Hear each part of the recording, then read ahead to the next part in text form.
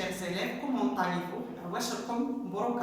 Alors aujourd'hui, on va faire l'examen, ou bien la correction d'examen d'essai numéro 7. Alors tout d'abord, on va lire le texte suivant. Lily adorait l'école et adorait les crayons bien taillés. Il avait un bureau pour elle toute seule et par-dessus tout, il adorait son maître, Monsieur Smart. C'est Lily qui levait le plus souvent la main et elle se portait toujours volontaire pour essuyer le tableau après la classe. « Je voudrais être maîtresse d'école quand je serai grande », disait Lily. En revenant de l'école, Lily courait, dansait, sautillait. Elle semblait prête à s'envoler tant elle était heureuse. Et elle voulait absolument devenir maîtresse d'école plus tard. Alors, mes chers élèves, vous allez lire le texte 2 fois, 3 fois. Il s'agit d'une petite fille qui s'appelait Lily. C'est une fille travailleuse et audacieuse et studieuse. Il travaille bien, il aime l'école et adore son maître qui s'appelle Monsieur Smart. Alors, on va maintenant expliquer les questions de compréhension. La première question de compréhension est « Donne un titre à ce texte ». Alors, vous allez lire le texte 2 fois, 3 fois et comprendre de quoi s'agit-il. Alors, je vais accepter tous les titres qui ont une relation avec le texte. D'accord? Alors, n'allez pas loin, toujours soyez dans le, ou bien suivez le texte et cherchez les titres, ou bien le titre. Alors, j'ai choisi maintenant 2 titres. Le premier, c'est Lily et l'école, ou bien Lily adore l'école. Nous avons 2 choix. 2. Qui est l'auteur de ce texte? Alors, pour chercher l'auteur de ce texte, toujours on voit la référence qui est en bas de texte. Alors, le plus souvent, on trouve la référence en bas et parfois on la trouve en haut. La référence, qu'est-ce qu'elle contient? Elle contient le nom de l'auteur, le texte dont on a extrait le texte et aussi le livre dont on a extrait le texte. On peut trouver aussi l'éditeur et la collection. Alors, regardez en bas et vous allez trouver le nom de l'auteur.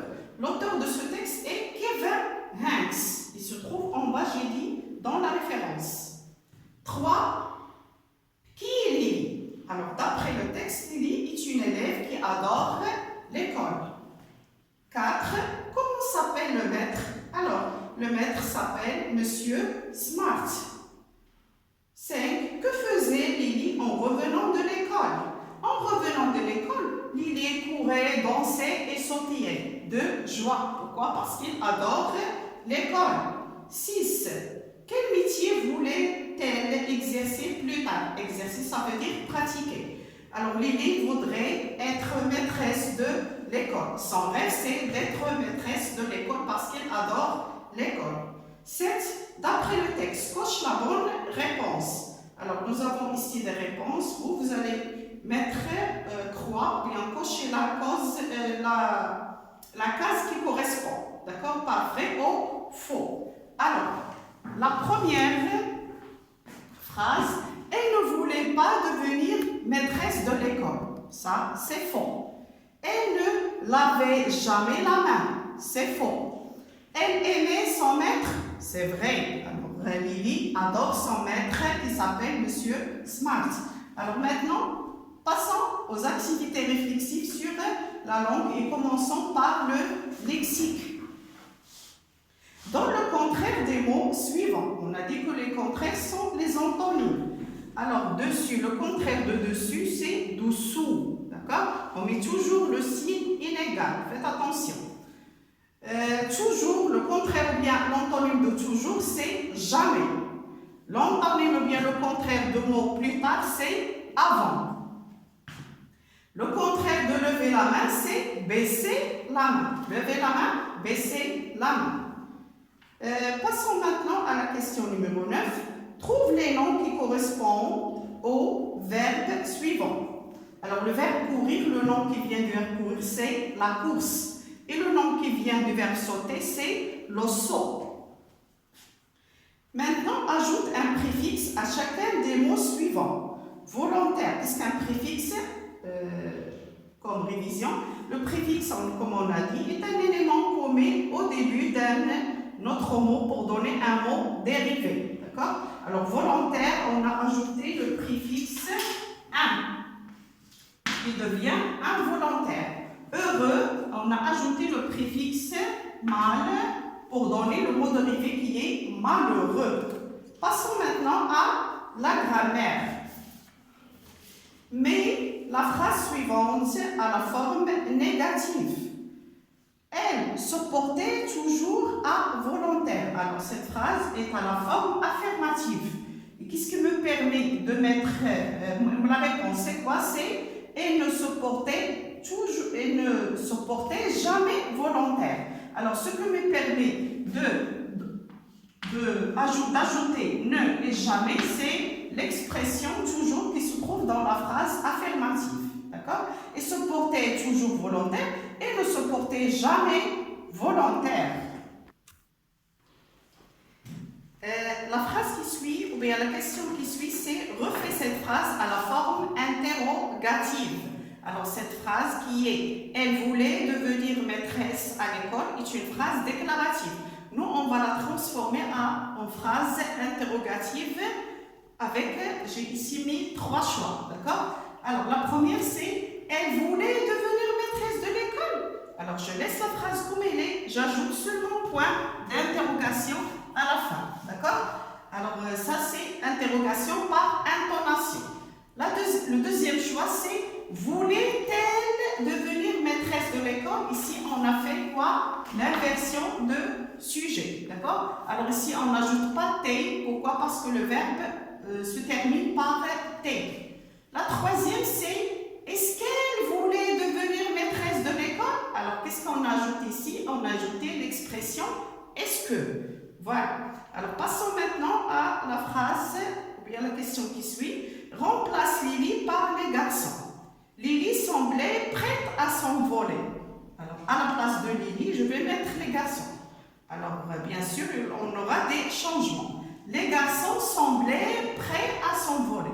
Alors les garçons ici, puisque le sujet est au singulier pluriel, le verbe aussi est au pluriel. Regardez, un imparfait avec A-I-E-N-T. Et prêt, c'est l'adjectif qui a une relation ici, il s'accorde avec le sujet. Alors qu'est-ce qu'il prend? TS, Lily, prête, mais les garçons sont prêts à s'envoler.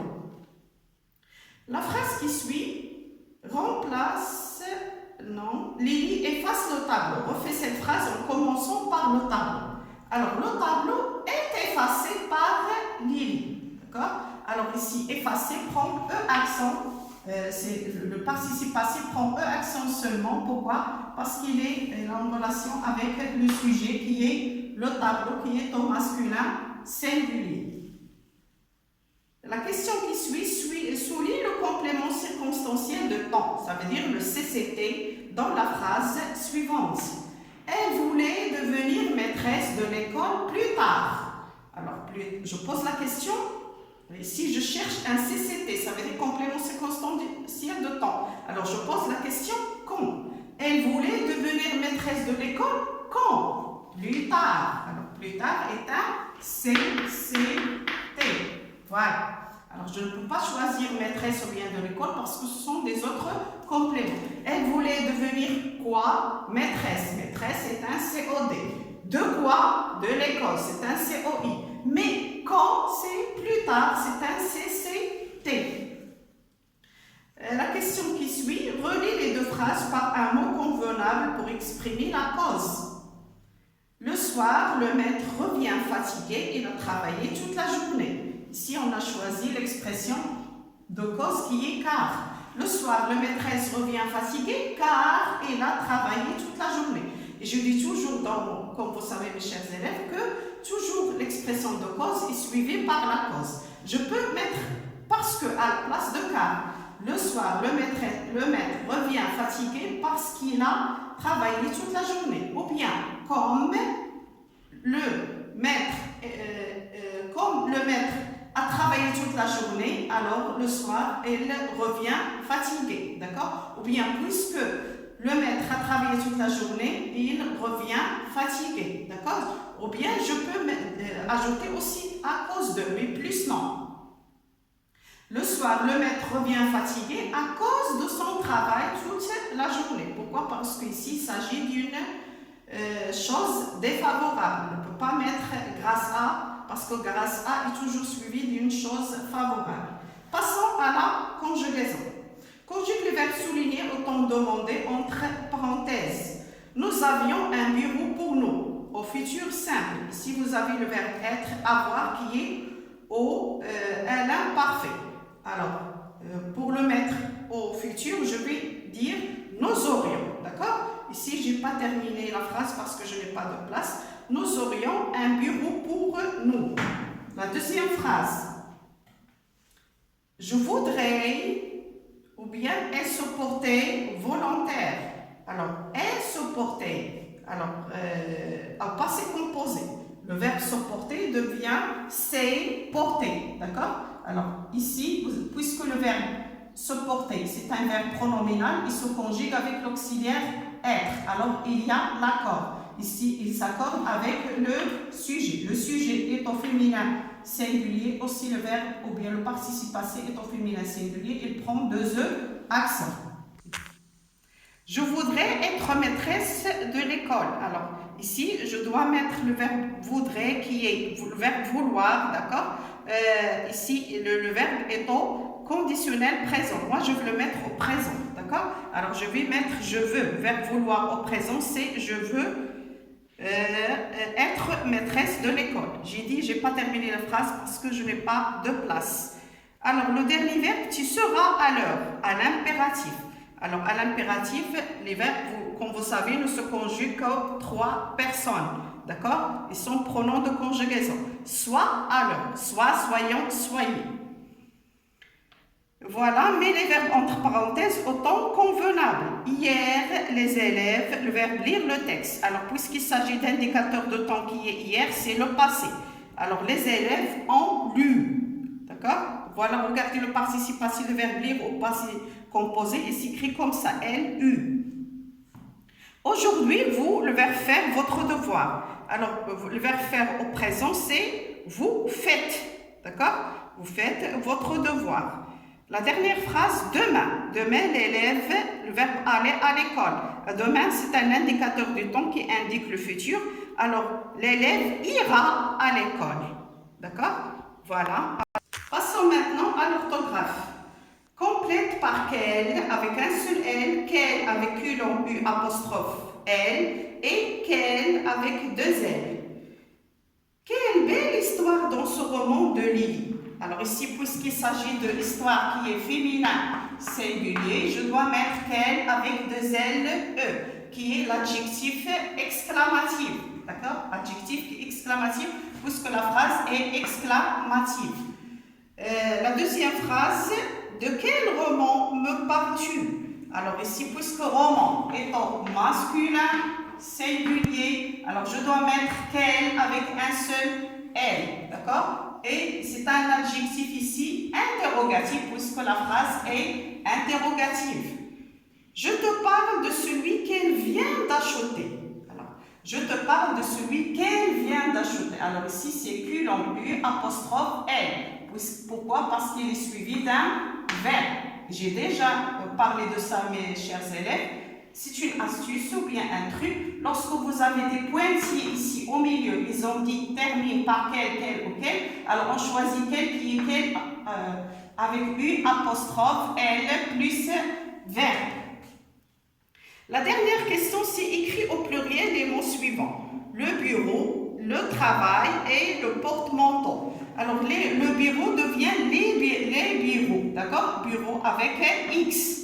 Il prend la marque du pluriel qui est X. Un travail, c'est les, ou bien le travail, c'est les travaux avec X.